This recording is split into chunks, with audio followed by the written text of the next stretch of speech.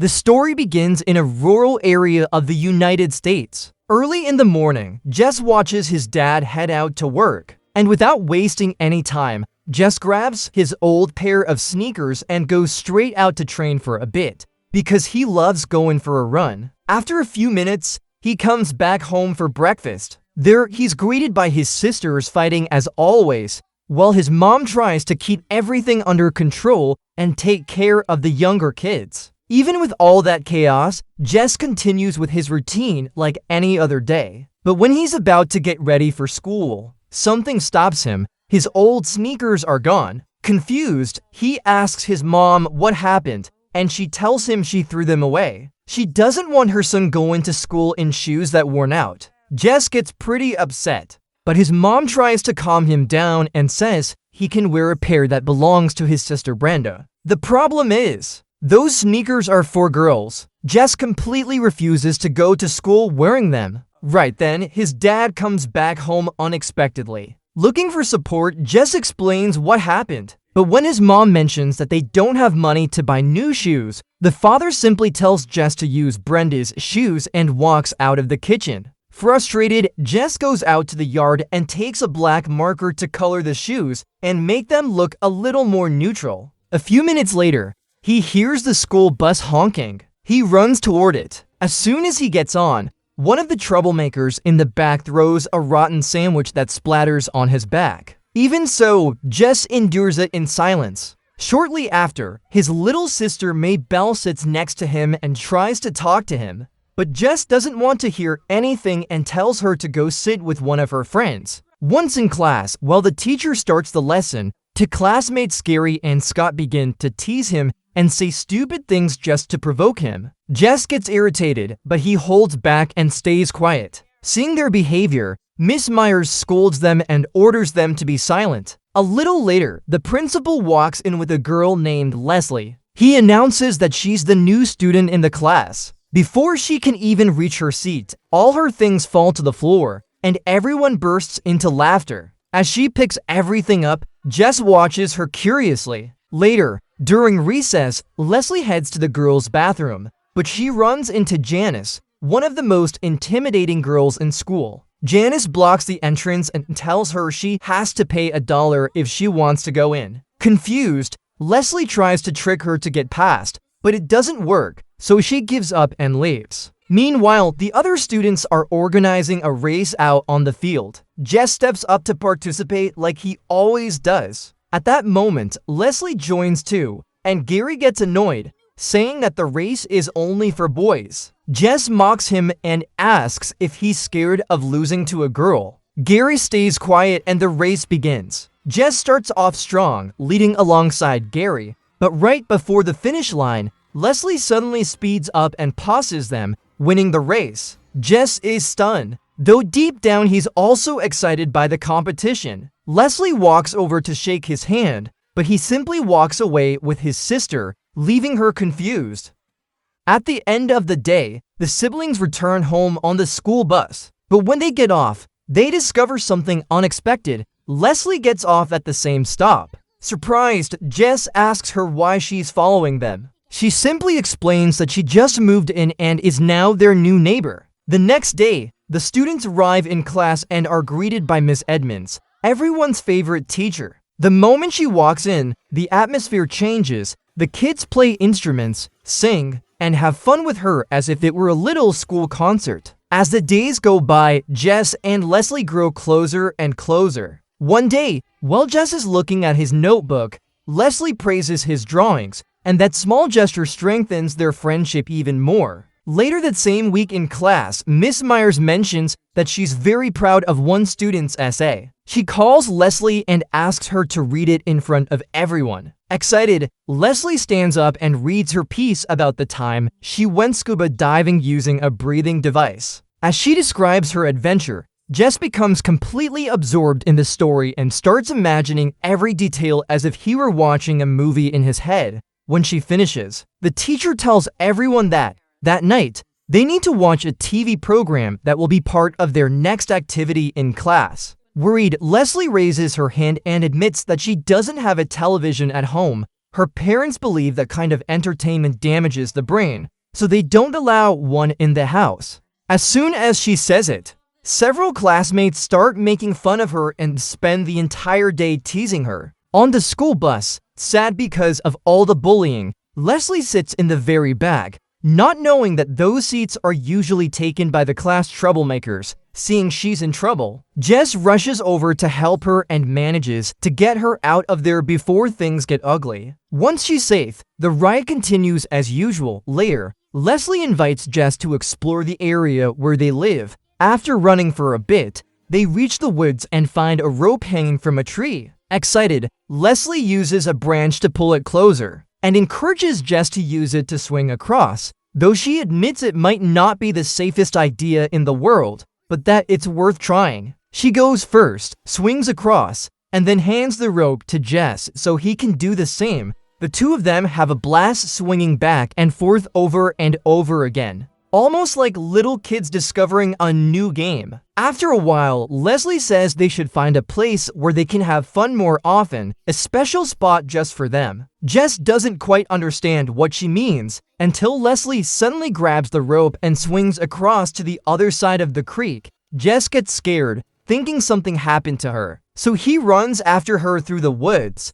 He even picks up a stick from the ground to defend himself from the animals there. When he reaches her, Leslie is perfectly fine and ready to explore. They walk a few more steps and find an abandoned car. Then they discover an old treehouse. That place becomes their secret spot. Using their imagination, they invent an entire story about the forest. According to them, an evil being called the Dark Master has imprisoned several magical creatures that live there. Leslie shouts, calling the prisoners so they can communicate with them, and right then, a strong wind rushes through the forest, leaving them amazed, as if their story had just come to life. Later, they both run home. Jess can't help feeling happy. He finally has a friend as special as Leslie. From then on, Jess and Leslie meet every day after school. They spend hours fixing up the treehouse until it looks like new. When they finish, they sit outside to eat and talk. Suddenly, a pinnacone falls right next to them. Using his imagination, Jess yells that it's a grenade and throws it far away. Laughing, they run up into the tree house as they hear a group of squirrels scurrying around. They decide to give these enemies a name by combining the word squirrel with the name of Scott, one of the bullies at school. And that's how the Skoggers are born, their new army of imaginary adversaries. As they keep playing in Terabithia, they realize they need ammunition to defend themselves from their imaginary enemies, so they run out and start gathering rocks. That's when Jess is attacked by one of the fierce Skoggers, and to defend himself, he strikes it so hard that the creature goes flying, at least within the game they're playing in their heads. Leslie calls out for him to climb up with her into one of the trees, and when they reach the top, she's completely enchanted by the view of their magical kingdom. Jess, on the other hand, can't see anything special, so Leslie tells him to close his eyes and only open them when he feels that his mind is completely open. Jess tries, and this time he actually succeeds. The landscape appears before his eyes as if he were truly seeing another world. When they tried to think of a name for the place, Leslie says it without hesitation, Terabithia. Days go by, and Jess's birthday arrives. His family surprises him with a cake and a special gift from his father, a racetrack for remote control cars. They're testing it out when Maybelle comes running, saying something strange happened in the greenhouse. Jess and his dad go check it out and find everything a mess, as if a wild animal had gotten in and taken several vegetables. Worried, Jess asks what they're going to do about that animal. His dad answers that, to stop the thefts, they'll have to get rid of it. Jack sets up a trap and tells Jess to go back to his homework while he cleans up the disaster. The next day on the bus, Leslie gives Jess a box full of painting supplies. Jess is amazed it's a gift that means a lot to him, since he loves drawing. Later in the treehouse, the two are talking when they hear something approaching. Leslie spots a tree that's about to fall on them. Jess reacts on instinct and manages to jump out of the way just in time. To continue their imaginary story, they decide this was another attack from the Dark Master, who surely sent a giant troll to finish them off. While debating their theory, they find a huge footprint on the ground. They conclude that they must drive out the intruder. Leslie lets out a battle cry and declares that they will rule Terabithia without fear of anything. The two run home as fast as they can. That same night, Jess hears the trap in the greenhouse spring. Realizing the animal has been caught, he runs to free it and takes it into the woods. He asks it not to come back, as if the animal could understand. But when he gets home, his father scolds him harshly. He tells Jess to stop living in a fantasy world and learn to obey. The reprimand devastates him so much that he begins to lose faith in all the magic and imagination he had built with Leslie. On the bus, Leslie tries to cheer him up by talking about Terabithia, but Jess tells her it's not real. She asks him not to say that in front of the Terabithians, because to them, he is their king. Just then, Jess sees a fruit stand where a puppy is being given away. That's when an idea comes to him.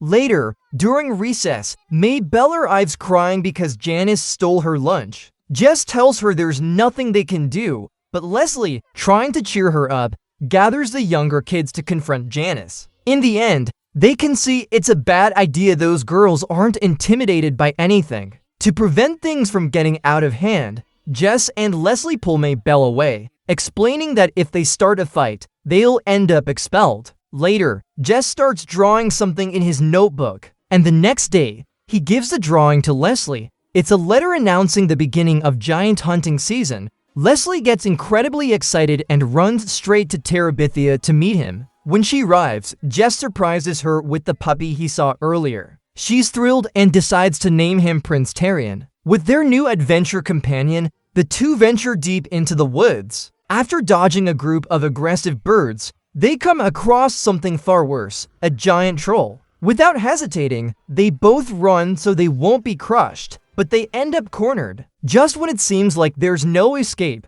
the brave little dog charges straight at the creature to scare it away. Thanks to that, the kids discover that the giant has a very strange weakness, tickling. Terrian defeats it by tickling it until the troll transforms back into a huge tree. A few minutes later, once they've calmed down, Jess and Leslie plan revenge against Janice. They decide to write a fake letter, making it look like a love confession from another classmate. Although placing the letter on Janice's desk is a bit tricky, Jess manages to leave it there without anyone noticing. When the girl discovers the letter and goes to ask her supposed admirer about it, he rejects her in front of everyone. The humiliation leaves her shattered, and on the bus, she becomes the target of several jokes. She looks completely discouraged. Later, Leslie invites Jess to her house. Her parents are painting one of the floors and welcome him with a smile. Jess watches those warm family moments and feels moved.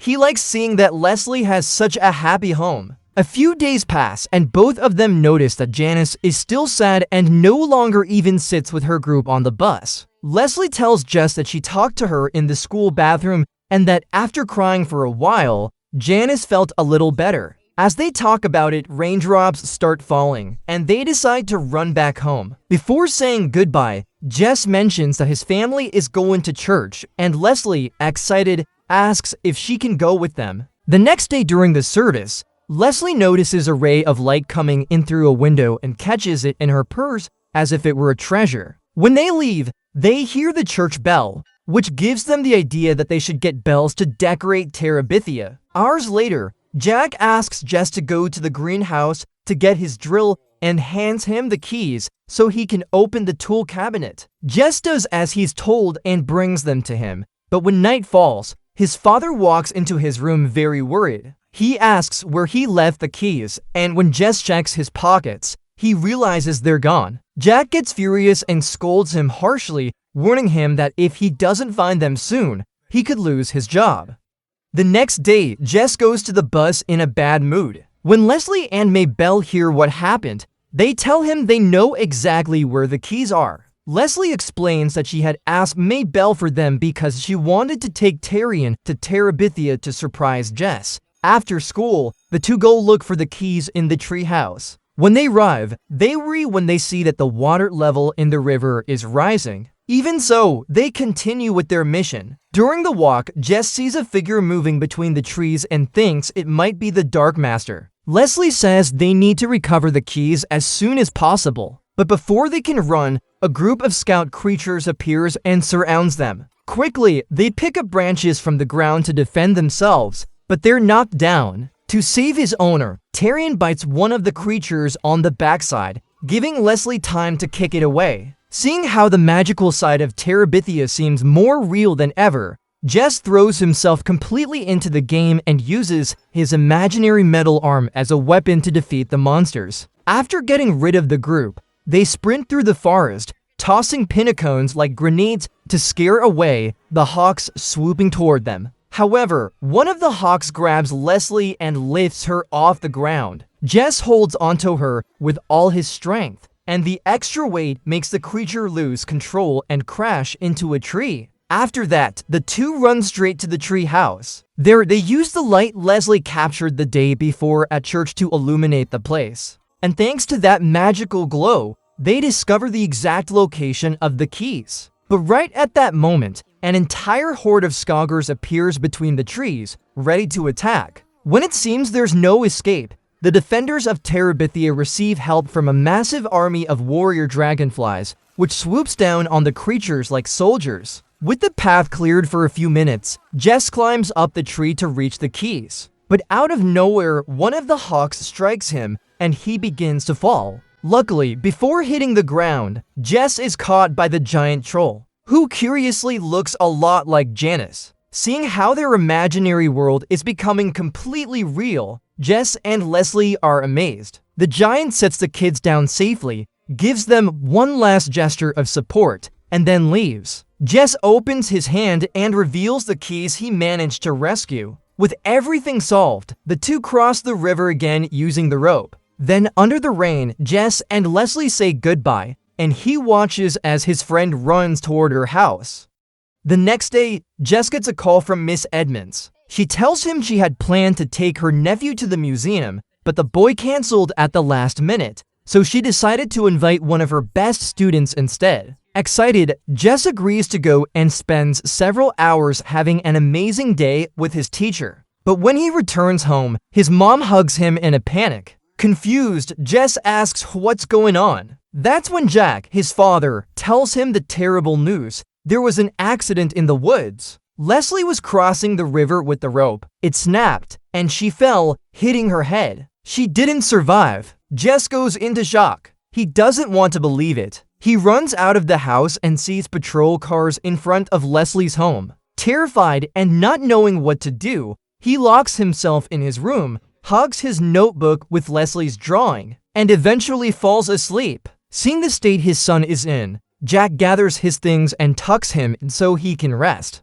The next day, Mary, Jack, and Jess visit Leslie's parents to offer their condolences. Her father thanks Jess for being such a special friend to his daughter. Still, Jess remains heartbroken, and before leaving, he runs into Miss Edmonds, who tells him that maybe they should have invited Leslie to the museum as well. Days go by and classes continue. At school, Gary approaches Jess to mock Leslie's death, and Jess, without thinking, punches him straight in the face. Gary falls to the floor with a wound, and Miss Myers pulls Jess out of the classroom to calm him down. She confesses that she understands his pain, because she went through something similar when she lost her husband years ago. Her words hit Jess even harder, and the atmosphere in the classroom stays sad and silent. Later, Janice sees the bullies harassing Jess again and, fed up with everything, decides to step in and put them in their place. That same day, Jess runs to the place where they used to cross the river with the rope. Now he uses a fallen log to reach the other side. He's convinced Leslie might be lost in Terabithia, so he shouts her name while walking deeper into the woods, searching for any sign of her. And just when he thinks he hears a reply, he sprints toward the voice, but discovers it isn't Leslie. It's Maybelle, his little sister, who had followed him because she was worried. Filled with anger and pain, Jess orders her to go home because it's dangerous there. But when he sees Maybelle refusing to leave, he loses control and pushes her. The girl runs back to her father in tears. Meanwhile, Jess continues forward to the treehouse, grabs the paint tubes, and pours them into the river. At that moment, Jess sees the Dark Master surrounding him, or at least he thinks so. Scared, he runs through the woods while the creature chases him relentlessly. During the escape, Jess trips and falls to the ground. He curls up, convinced they're going to eliminate him. But what actually happens is that someone reaches him, his own father, who had gone looking for him to make sure he was safe. Completely broken, Jess confesses that he feels everything is his fault. He says he should have invited Leslie to the museum, and that if he had, she wouldn't have been alone that day. But Jack interrupts him and explains that what happened was a tragedy, and his son can't carry that weight. He reminds him that he was the best friend Leslie could have had in her entire life. Those words finally begin to ease Jess's pain. Slowly, the boy starts to breathe calmly again. He then goes back to Maybelle, apologizes to her, and while they talk, a new idea lights up in his mind as he remembers the materials he and Leslie had stored in the treehouse. Determined, Jess begins to build something new in the middle of the woods. He works with everything he has, and when he finally finishes, he calls Maybelle to come with him. Excited, he leads her through the woods until he reveals his creation, a large, sturdy bridge that crosses the river and leads straight into Terabithia. As they walk across it, Jess places a crown made of roots on his sister's head. Finally, he asks her to keep her mind open, because in Terabithia, imagination is everything. And right then, with a touch of magic, Maybelle starts to see all the inhabitants of the kingdom creatures, warriors, and fantastical beings who welcome her as their new princess, guided by their great king, her brother Jess. Don't forget to like and subscribe and let me know what you think about this movie.